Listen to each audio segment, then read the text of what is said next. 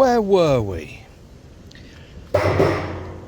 New HLT. So I have installed but not yet calibrated a sight glass, same material as last time with a shut off just in case. Holes for the Herms. People say, why don't you just lag the mash tun? Well, yeah, could do, but I use the Herms for stepped mashes. So as with the lager, I started off I think at 65, then 67, then 69, then sparged out at about 74. So I like the Herms. I'm going to keep the Herms. The thing which is really nerve-wracking is drilling holes in a expensive tank. So this had 3 at the back, 1, 2, 3 on the side, another for the takeoff, and then one for the sight glass. Each one of those, I can tell you, didn't half give me a few flutters on the old heart, so it did. So what I'm doing now is, just in case, I cleaned out I think all of the swarf that was inside, I think, and now I'm just giving it blasts with the keg wash, but it will come out the sides, so hopefully I won't get any wrong one, I won't get any swarf going into the pump. There is a filter on the pump, so a quick blast to hit the top.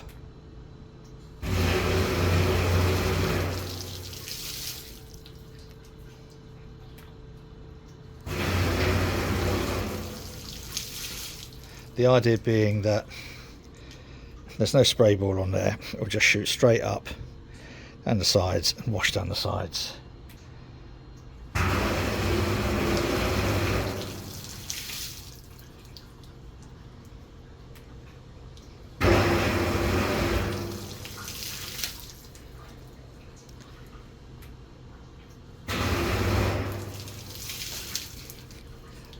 I fully acknowledge that that is not the most enthralling video. Well, it's getting late now, 8:15. Been a long day. The problem with this, not really a problem, but the challenge with this is it's really thin stainless steel. It's nowhere near the thickness of this. As a consequence, it's difficult to get the fittings tight. So as you can see, that's a bit ski whiff. That was. Now the only way around that, really, because the Herms has got quite a lot of spring energy, would be to take it out and then bend it so that it fits the form without having to spring around, which might be the next thing we do if this leaks here. So we know, ouch, fuck off, we know the thermo well doesn't leak, and neither do either of the tri-clamps for the heating elements, which is a good thing. That's a good thing. This now, I'm gonna, well, I'll calibrate it at some point. I'm probably just going to do it by measuring it. It'll be close enough.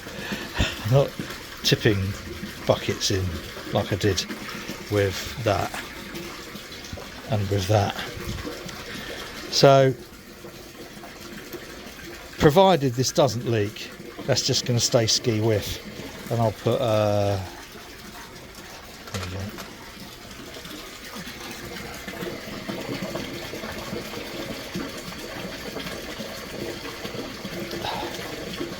nobody will ever know. There we go. It's nearly at the top of the Herms. Provided this doesn't leak, we're okay. And we should run with it. Let me stand back and give you the full. There you go. How pretty is that? that's all right.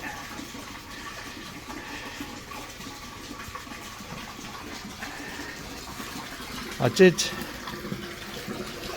calculate this stand when we made it for getting one of these, or either one of these or the 400, or potentially the 500, but not really the 500. That would have been just too big. But I think they do a 400. But I went for the 300 because I think a 300 HLT for a 200 litre brew kit, where you really only get a maximum do about 160 litres in the boil. Probably not even that a lot of the time. By the time it goes into the fermenter, you're going to be looking at 150 litre maximum. So we shall see. We are now above, and there doesn't seem to be anything coming out.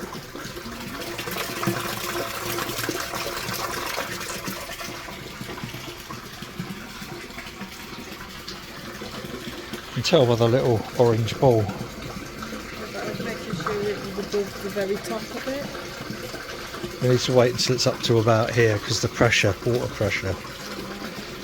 But I think that's all right. It's looking okay.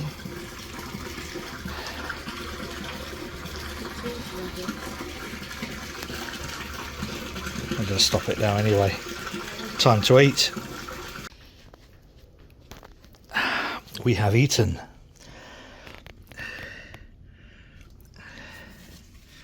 That's a little weep from here. Not a problem, not bothered about that. Can probably be nipped up tomorrow. There we go, we got a full HLT.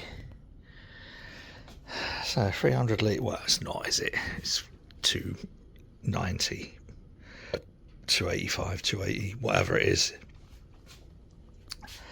Ah, good. So I can live with that. That will just need nipping up. Or it might be down here, might be that. That's okay. I don't care about that. I can always deal with that. It's these that I was worried about. So yeah, dry as a bone. Good. Whoa. Hey. Happy with that. Right, let's have some adverts.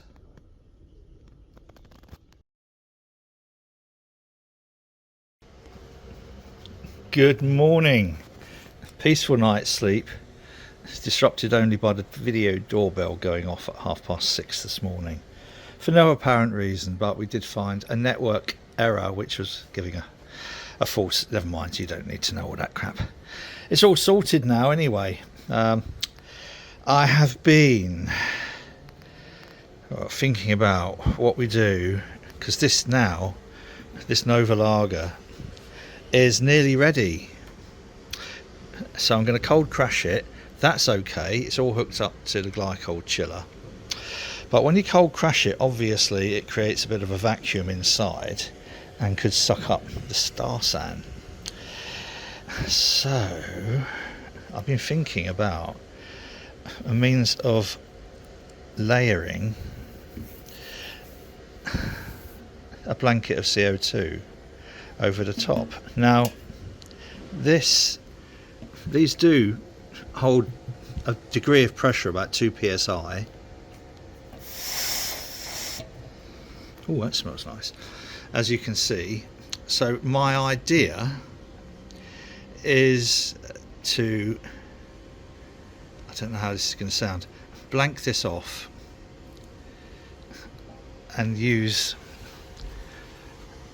this 3" to 1.5" tri-clamp adapter with a gas inlet, or actually, better idea, come this way.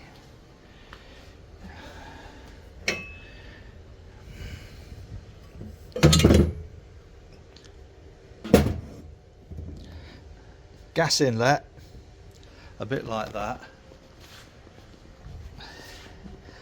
PRV on top, that little bit of springy PRV. It's not really a PRV, but you know what I mean, don't you? So inject a bit of CO2.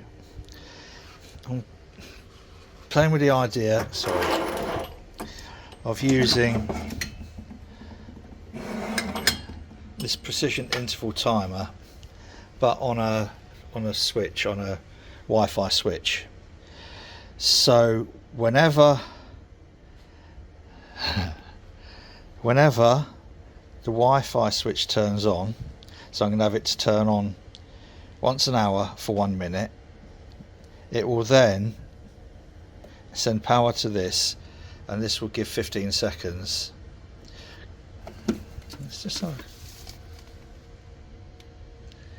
yeah, you see the thing with this is I want it to be about every hour, 15 seconds every hour, so that's 0.25 of a minute is 15 seconds, so even the maximum will be 16 minutes, so it's not enough. So hence going to use that plug-in Wi-Fi timer on a schedule, and then that powers this little 12-volt transformer, which then powers this little solenoid switch.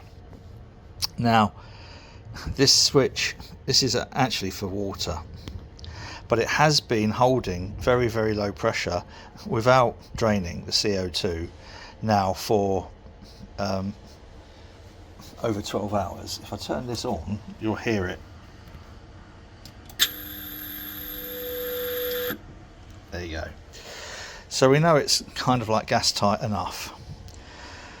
So that then will have a hose coming from the CO2 tank to there, and then a hose going to so it's a hose gas line going.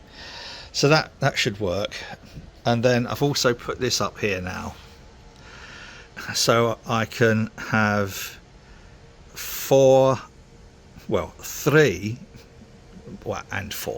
three constantly on carbing with a carb stone, and the fourth going via this along here into the top here. That should give me enough pressure then, just enough, that should enable a nice bed of CO2 on top. Does that make sense? I hope it does.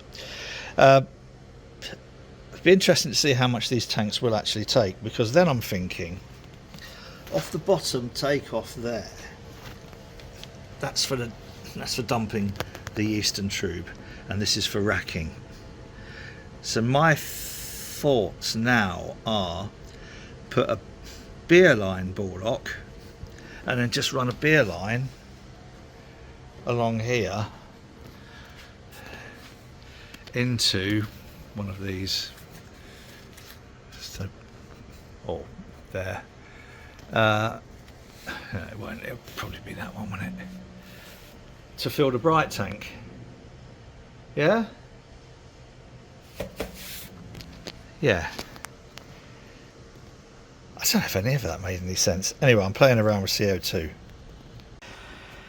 Working on my CO2 blanket idea for that 1 barrel fermenter. I'm calibrating a spunding valve to 4 psi, which I think those fermenters can take with ease. And what I have done here in Starsan, we have a 3" to 1.5" tri-clamp adapter, a T-piece, and then two gas ball lock to 1.5" tri-clamps. So that will sit on top of the fermenter like that. I will put gas in there, a spunding valve on there, and I have set, back in Starsan, I have set that Wi-Fi control plug on a routine. It comes on every 3 hours. for 1 minute, and then that triggers this precision interval timer on for 15 seconds. Why didn't I just use that? Because I don't want to pump a minute's worth of gas in. I think 5 seconds worth would be fine, but I haven't got a 5-second interval timer. I've only got a quarter of a minute, 0.25 of a minute, which is 15 seconds. So I don't think we'll be colossally wasting too much CO2. Let's get it all on and fit it up together and then start the cold crash. Just as a temporary measure, before I sort of plumb all those in, I need to get some elbows and stuff. I have taken from here into the water valve, as it were. This then comes on for 15 seconds every 3 hours, and all I've done is run that behind here, and you can hear the little humming, and we're in business. I've now set this to -3 degrees. It's currently at 3.2 degrees because it is taking the heat out of the lager. So probably 3 or 4 days, maybe longer. So I think it took 3 days for that 60 litre to crash. So possibly 4 or 5, who knows. But I should take some daily samples, and I'm going to start dropping some of the yeast out properly into, that reminds me, I want to put this, soak this in some star sand. Let's move some of these bits. These are bits for the unit tank, which I will be putting to use with some experimental New England IPAs. But I think that's a long enough video for now. I can't see many people disagreeing with that. So yes, here we go, our experimental Nova Lager with Saz and Sladek hops. If you like this rubbish and you haven't already done so, it would be so nice if you would grace me with a subscription to the channel, and if you click the bell, it tells you when I've posted another one, and if you click like, it gives me a nice warm loved feeling. So it does. Till next time, whatever you're doing, you take care of yourself and those you care about, and be careful out there. Cheers.